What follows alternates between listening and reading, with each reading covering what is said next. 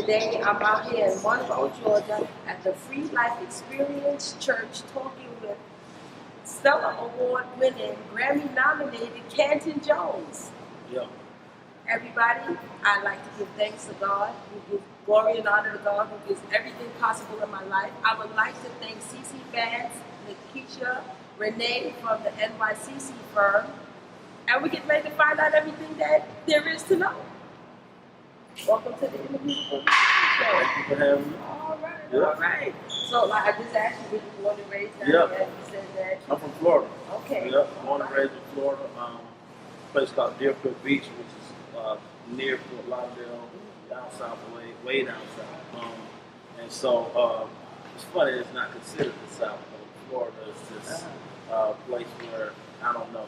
It's just, pretty much, but we was raised there, and I came to Atlanta to go to school at Morehouse College. Oh, okay. So with Morehouse, graduated with a business degree, got married, and she didn't let me leave. She didn't let you leave the car. Yeah. So I'm here.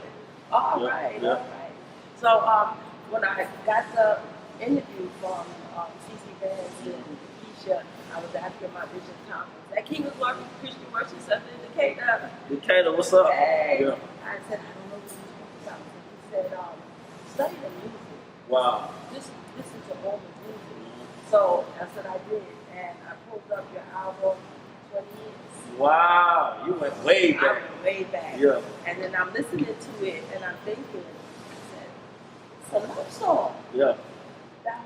I didn't know you could sing the Bible like that. Yeah. I mean, my records and my music, especially way back then, that record is just about 20 years old now. Mm-hmm. And so my approach to music was always, I wanted to sound as mainstream as possible, but put God on it. See, I feel like you can put God on anything, and that's what makes it gospel. Gospel means the good news. So you put God on jazz, that jazz becomes the good news. It's still jazz, it just has the good news on top of it. Don't call it gospel jazz, it's still jazz, So with hip hop, with R&B, whatever the format is, you can always express yourself to God. And so that's what we did. Right, that album was beautiful. Yeah. And then I went to listen to all of those things. Oh my God. The prettiest thing. Yeah, see, Oh that's all of that stuff goes back. That's what's up. So, and I have an R&B side, I have a hip hop side, I have what I call a churchy side. Right. I grew up actually in a quartet. Oh, wow. Yeah, so my dad. Do that no more. Yeah, like men singing, that's unheard of. Bring back the quartet, y'all. There you go. Y'all listen to this later.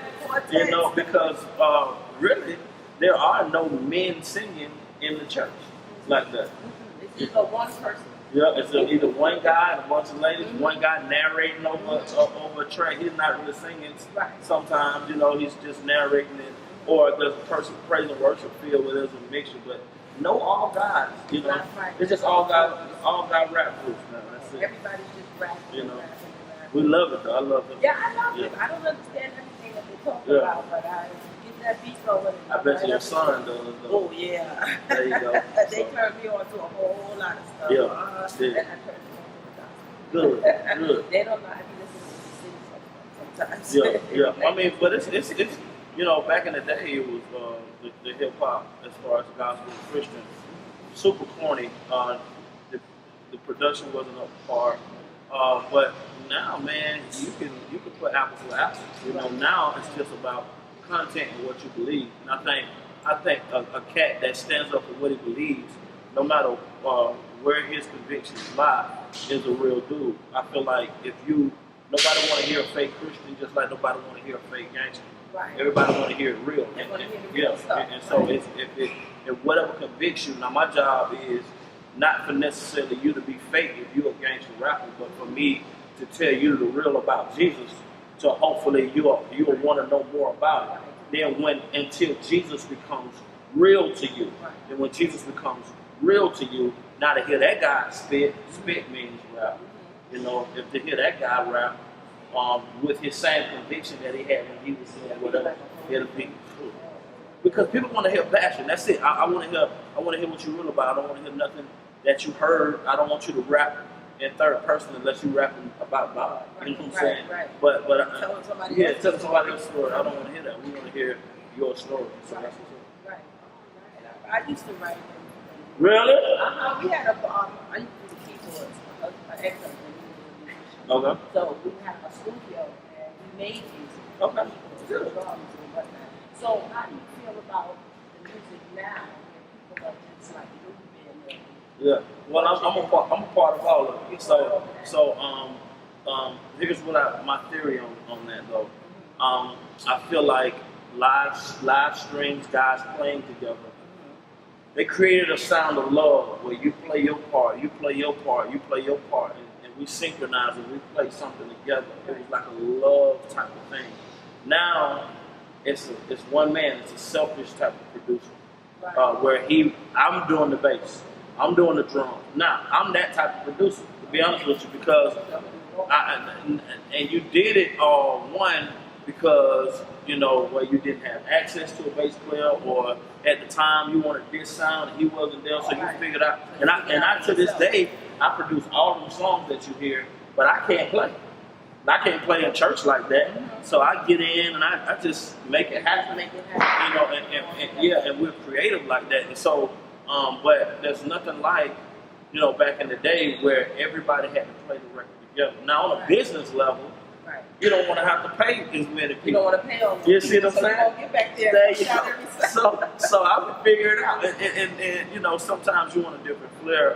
Big shout out to my guy Vernon Messam, who plays everything, Berkeley graduate, who I call him. He played keys, he played bass, he played drums. Yeah, and to give me that flair. We just produced my wife's record. She does soul, jazz, and she's on that swag. And so, because I hear melodies, but then I can't give it that jazz, all of them pianos and guitar. So I do my part and send it to him, and he let it go top of it. And it's nothing like brothers doing music together, man. It's a magical thing. Right, that's wonderful. Yeah. Now, and I've also heard the other. Is it a new song or what is it? I Can't Help It. Oh, I Can't Help It is one of one of my latest hip hop singles. But it came out like 2 years ago, and so that actually was an event. I went in the studio. Me and my wife, we had just miscarried. To be honest with you, we had miscarried, and I, of course, didn't want to question God, but I did have questions. And watching her sit there just cry, I was so confused and frustrated. So I got in the studio, and that's why it just seemed like I'm screaming through the entire thing. I'm letting it out, but I'm trying to be respectful. So I'm pretty much saying that even though, like the Bible says, Job says, though they slay me, yet will I trust them lightly. Even though this is tough, even though I don't know what just happened, I trust you. I can't help but praise you. I'm not gonna walk away. I'm not gonna quit. And so the passion that I had in that record, you can kind of feel it. But it came from me literally losing a child. Yeah. And so it's like, wow, man, but God, I'm not gonna quit. I'm gonna keep going. And so the first thing was just when I remember I had a partner in the studio just looking at me like, man, on the other side of the track, when you got the beat in your head, you can't really, the person sitting there can't really hear but he heard me screaming at the top of my lungs, just getting it out, and it ended up being something that blessed the world. That record was very popular, so we did real good, we took us a lot of places. Now, what's a Stella? The Stellas is our version of the Grammys, if you will, in the gospel community. And so to win a Stella is very, very high achievement. Everybody in gospel that you name it through the years have performed on the Stella stage. Kirk Franklin, for the second time, is going to host the Stella. And so we won a Stella. That was big. And I remember when Marvin Sapp came out with that, Never Wanna Lay That song, when he came out with that song, I was nominated for 8 Stellas that year. I didn't win one. Wow. Because you won the Oscar. By myself. That was his year. You know what I'm saying? And you give respect to a guy that's man, if it's your year, it's your year. And so, and then finally, man, I won one, then won another one. My first Stella, I was able to give to my mom before she passed. And so I set her up on Mother's Day. We took her to her favorite restaurant, and I had given it to the chef in the back, and they brought it out on a platter. Yeah, and she cried. And it was awesome. It's an experience to you for the church. And so, what we got, of course, we're in the warehouse. I'm seeing you know what I'm saying? So we got a basketball court. We put inside church. In the church. You know, we eat in here, man. You know, while we get word, you know, you can eat. We got pizza now. We have families that sometimes can't afford to get their kids something. And we also, you know, sometimes when they come in from work, they don't have a chance to stop up and eat. And so we just provide food here. You get your free slice of pizza when you come. Also, there's, you know, food in the back. You can buy your drink or whatever. Regular beverage, not alcoholic beverage. Yeah. But you know, you can, you know, sit here and eat while you get the word, while you enjoy praise and worship. And so we have church on Thursdays. I started on Thursdays. First I wasn't doing Sundays, you know, and so 6 months ago we started Sundays. And so it's been a blessing. Last night's service was dynamic, and people were blessed. And so that's what it's really about. Giving people the word, giving them true understanding, all the rules. If it ain't in the Bible, we don't do it. You know what I'm saying? We ain't trying to do all of these rules and stuff. I don't do suits. These are my church clothes. You know what I'm saying? And this is how we do it. Kind of like liberating people to get close to God without all that other stuff. Yeah. So there you go. There you go. Listen to the word, man. Get some people. Then God will tell you what to do. He'll give you your personal convictions when you start to read God and walk with Jesus.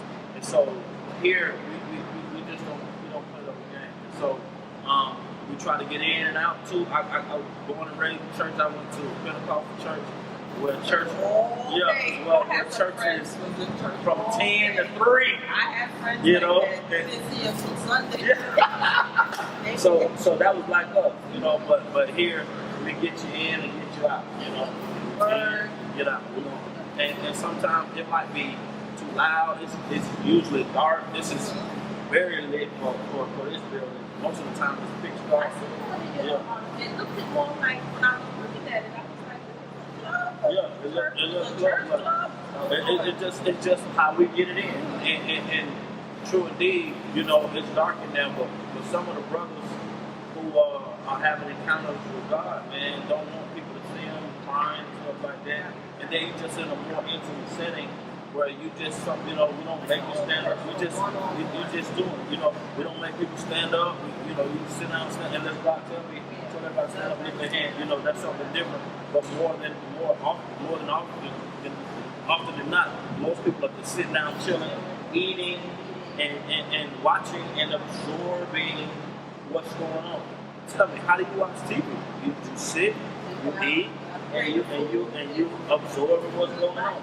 You know, even if there's a concert going on, sometimes you might say something, but for the most part, you just sit and absorb. And that's what's happening here with you know. So this is this church, and God told me to do this with the 13 to 30-year-old black male in mind. All right. So most African American churches, and even the gospel music industry focuses towards female 35 to like 60.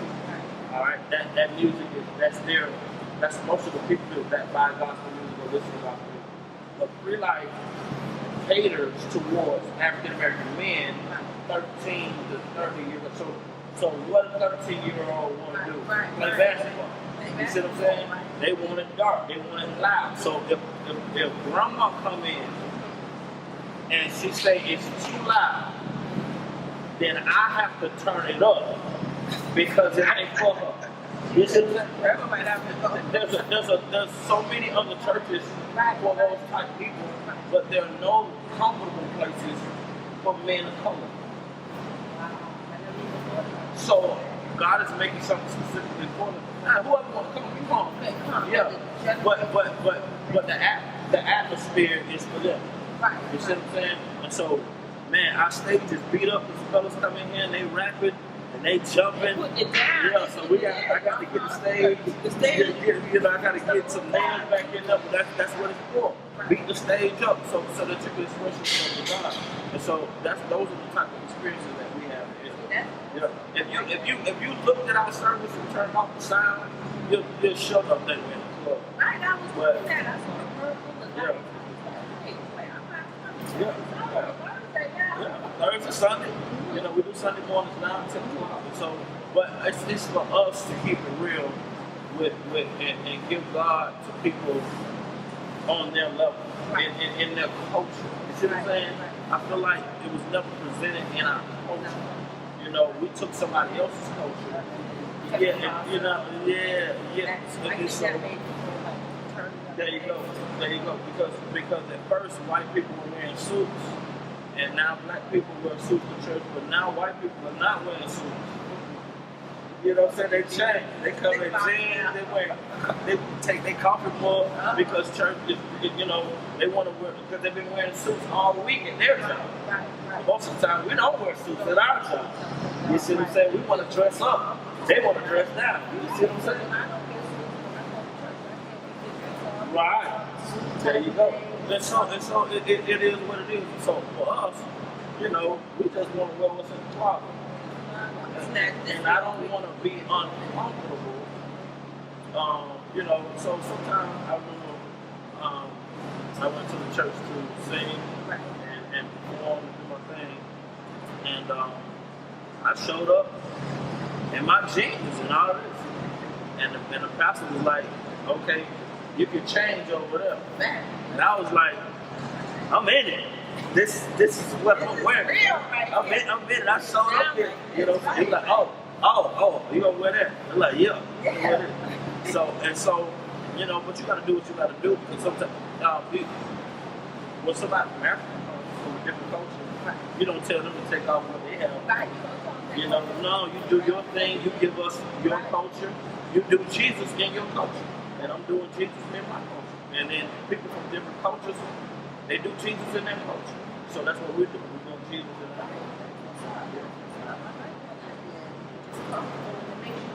Yeah. There you go. Now I was reading where you said that you go back to the community. Yes. Like, help those that are at risk. We go to jail system. Go in and talk to the kids. You know, we reach out to them, give them Jesus. And one, man, them kids just need somebody to be there. We also go to the high school to do Bible study. The school that we're with right now is Morrow High School.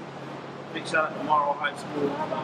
We get a chance to share the word with them, also eat with them, you know, and man, you get so many heart-wrenching stories when you talk to those kids about what they're going through, about what they've been through, and you can pray with them and give them hope through the Word of God to just keep fighting.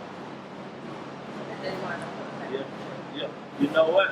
I haven't invited them to the church. Here's why. I feel like we can make a sanctuary out of the school. You don't have to come to my church to get God. Right. I'm going to bring God to you. Back to the school. There you go. Bringing God back to the school, y'all. There you go. Because of the prayer, the separation of church and state, it's illegal for us to do church and school unless we're invited by kids. So the kids, you can't tell a kid has the freedom to practice their religion. Any religion they can practice. They can practice. Yeah, a kid can.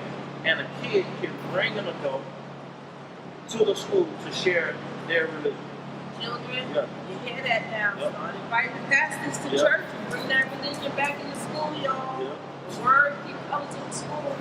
I didn't know that. So we go through an organization called Fellowship of Christian Athletes, where that organization starts with football, basketball, baseball, and those are the conduits to get in the school. Then the regular students can come. Those who are not athletes can come to be a part of it, but you get in through the school. Yes. Wow. Yeah. Yeah. Fellowship, join your local LCA. Yeah. So when you quit, do you consider yourself I feel like, I don't know, because sometimes people know you, sometimes they don't. I just kind of, I'm a dad, a husband, a pastor. I love music, and that's what I do. A lot of people know who I am, a lot of people know what I've done.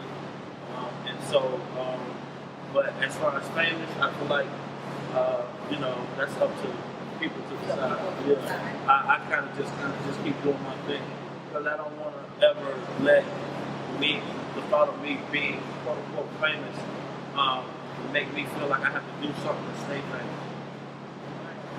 And so it's like I've been following God and I've been doing what He told me to do, and that's how you know you. That's how you know me. But if I do something contrary to what you want me to do, because God told me to do something else, and I lose popularity or some points with you, and so be it. You know, and so that's kind of what I am. I don't let the pressure of the famous people put themselves under added pressure to be this famous person. And I'm like, man, y'all can have that. Yeah. I'm going to my kids' game. You know, I don't want to go to my kids' game because I don't want to be recognized, or I don't want people to see me. I'm like, what else? Right. They see me, they see me. There you go.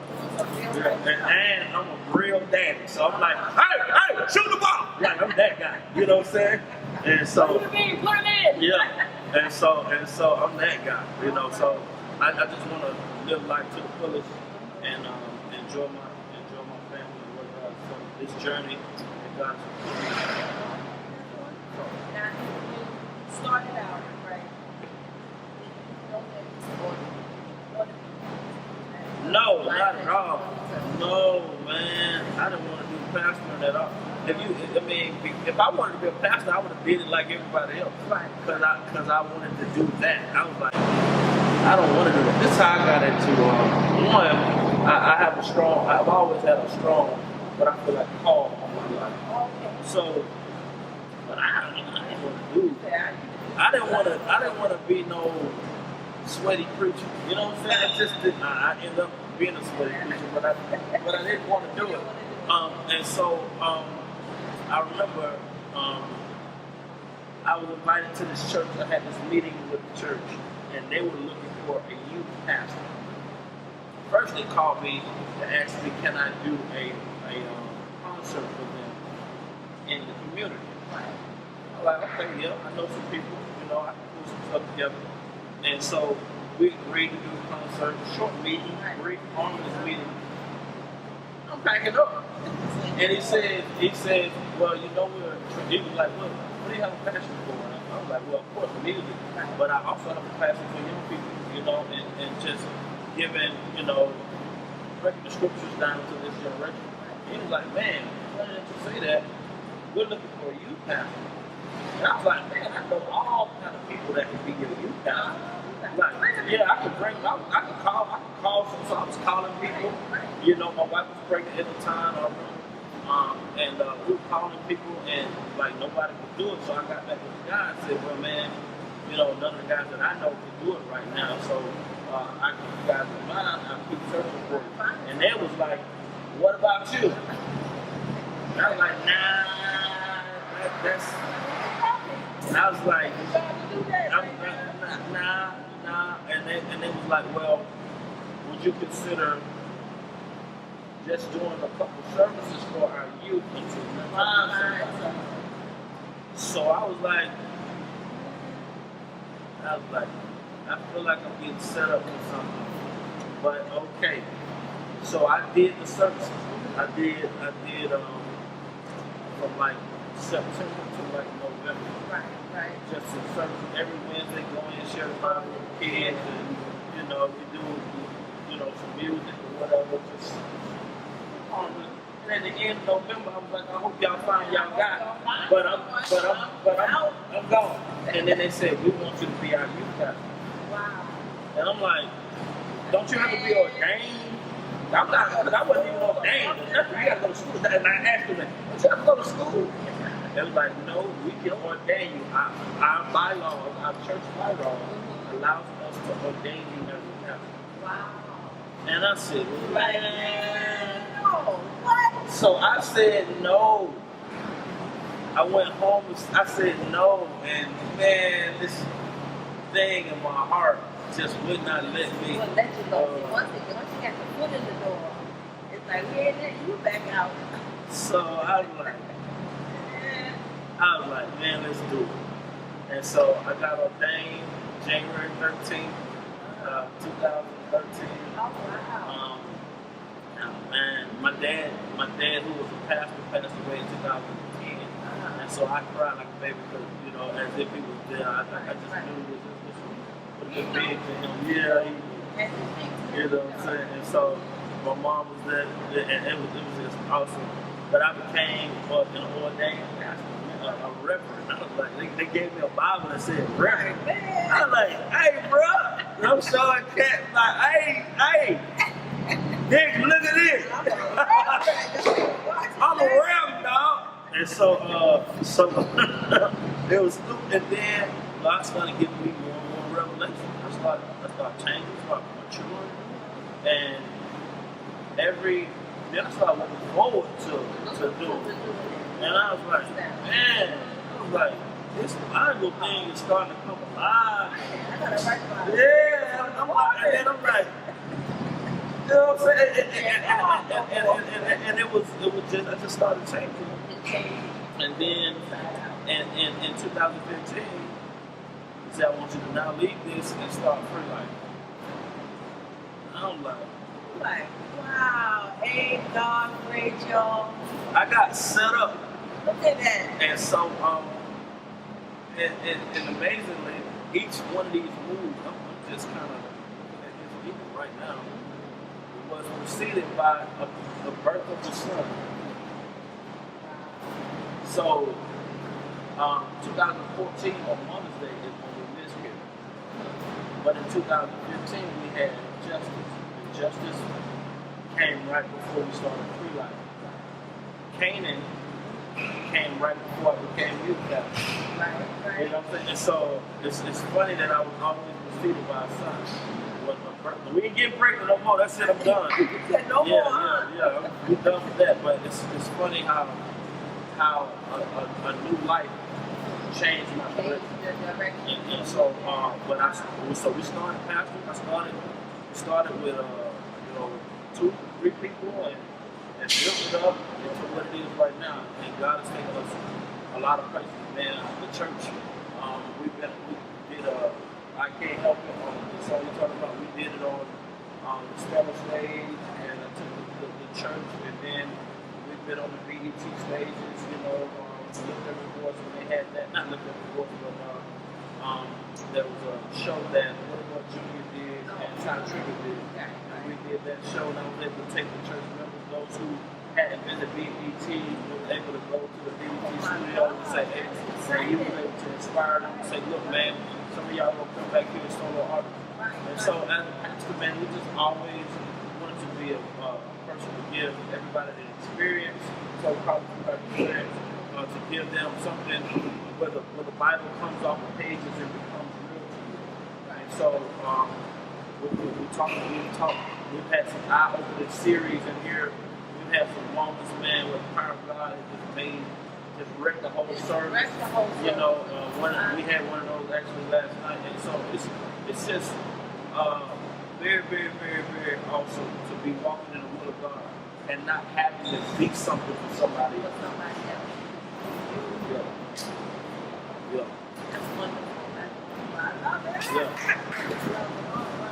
So what's coming up now? All right, so I'm working on this project. I did this project called Coach. I'm working on another project called Power. They're kind of like one and the same.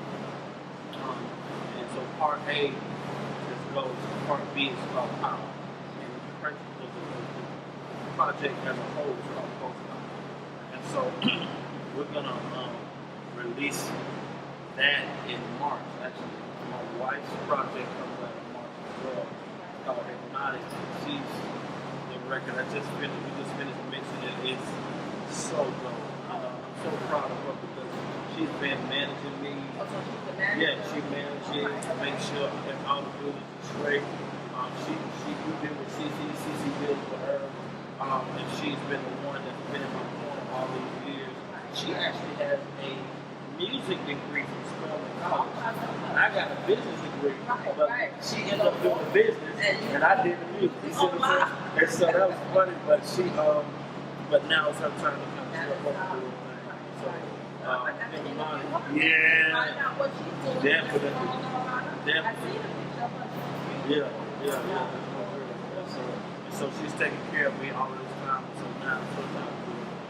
And so that project is coming out. Also, I got a young rap group called FLB. And they wanted to take the name of our movement, so they called Free Life Boys. And their mixtape is coming out. Really, as we speak, like tomorrow. Y'all hear all this? So I feel like this year I want to release a lot of music. It's a lot of content. So God has blessed us, man. So we get ready to put it out. Big move and make it happen. All right, we ready for y'all because we need to change down here. Yeah. We working. All right, you hear that? We got new music. His wife got music coming out. Yeah. He got a rap group. They got music coming out. Everything is coming out in bulk. Yeah. So y'all make sure y'all people listen out. Stay tuned with what's coming out. Yeah. All right. Your son is going to go on to the past. Man, I see it on one of them. But I don't want that pressure to be on them. I got them. You know, I feel like one of my sons, when I left Florida, never came back. But I went from there, push you go back to visit. And I think, you know, my visit is like 1 day, 2 day, I'm back on the plane. I think the longest time that I spent in Florida since I left was when Pop passed. I stayed home for 2 weeks. And when my mom passed, I stayed home for like still a week, you know, and I'm gone. And so I feel like I got a son that when he leaves Atlanta, he's gonna be gone. He's gonna be everywhere. Where are you, boy? Dad, I'm in Japan. I'll call you back. And so I got a son that I also feel like I got a son that once he goes to college and do his thing, he's gonna come back and kind of handle the business. You know. And then my last boy, I feel like he's gonna be a little of both. He's gonna be in the middle. Yeah. And now my daughter, I feel like she's gonna be close to, not necessarily. I wouldn't say in the same town, but like I could get to her in an hour. So that's my only daughter. So I feel like she's gonna be close to me. She's the oldest. She is the oldest, the most influential. So she's still gonna have, no matter who starts running the business, my daughter's probably still gonna have the most influence. Yeah. Her name is Love, but her last name is Jones, so she's Love Jones. So she's the boss. Right. I heard the story how you named it. Yeah. Love. I have a daughter named Love, son named Dominion, and another son named Canaan, and a son named Justin. So is there anything that you want everybody to know? Yeah, man, I just want everybody to, tune in online, find us, join my YouTube page. We also put up our sermons and our experiences, concerts, everything online. My channel is Canton Jones Radio, so you can check us out there. If you're ever in the Atlanta area, come visit us. We're next to the mall, South Lake Mall. Come visit us. We're in this warehouse. Free life, man. We do church in a warehouse. It's church for the type of people that don't like church. And so that's kind of how we do it. Everything boring is not us. We kind of get it in and then we get out. Especially football season. my wife is my, we do fantasy football. Oh, okay. And so my wife is our commissioner. Right. So she like, if we going late on Sunday, she like, you need to wrap it up. Wrap it up. The game will start at 1 o'clock. There you go. And so man, we that type of church, kind of laid back. So that's what you're looking for, man. Find us. We're at 1235 Morrow, Georgia, and in Morrow. 30260 Suite C. Holler at us, man. You'll smell donuts or pizza or something that we're doing for the kids and for families. You are all welcome. All right. Well, it was nice. Thank you so much. This is the interview with BubbyTaylor Show. Just finished talking with Stellar Award winning, Grammy nominated Pastor Canton Jones, who's here at the Free Life Church on Thurdays out in Morrow, Georgia. Come on down and be a part of it, and let's all stay connected. Yeah, there you go. All right.